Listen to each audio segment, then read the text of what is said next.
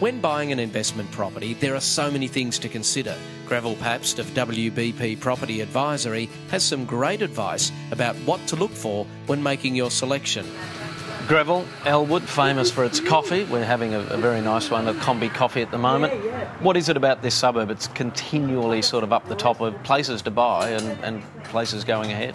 Well, Elwood's a great suburb, Des. It's 8 kilometres from the CBD. It's in the city of Port Phillip.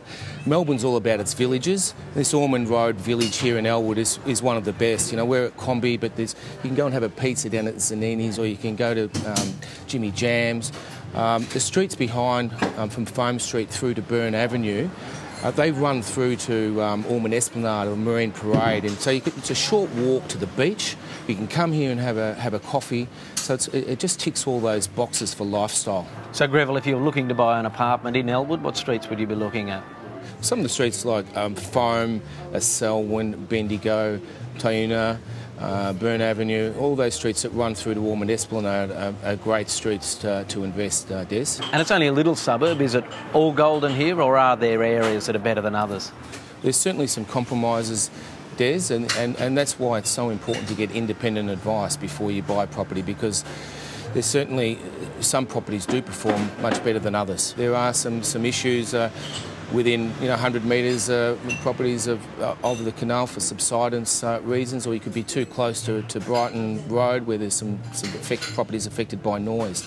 So yeah, it really does. It really is a great benefit if you do get that advice before you buy.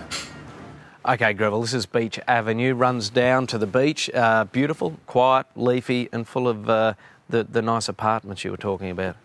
That's right, Des, and certainly when I'm advising my clients, these are the types of areas and locations that I would buy in. And certainly it's a wide street, it's a canopied treed street. There's a great mix of Edwardian, Art Deco, flats and houses, and as you said, you can short walk to the cafes there in Ormond Road, and you can grab a towel and then walk down to the beach. It's within 200 metres. We're on Elwood's Canal here, and of course it's actually pretty little setting, but there's a few things to look out for if you're looking at properties near the canal. Certainly, Des. As you said, it looks very nice, but you really do need to be very careful when buying property within 100 metres either side of the canal. Elwood is all sandy soils, and of course water and sand just don't mix. So certain streets you've got to be really careful of. Properties, you've got to look for some cracking because you can see cracks in some of these buildings just from the facade. You can see cracks, and it's just the subsidence. So investors, and it's certainly something that we advise our clients, is to be very careful on looking at individual properties close to the canal. And sometimes in the heat of summer, a certain whiff. A bit like Venice, yes. Okay. As a positive then.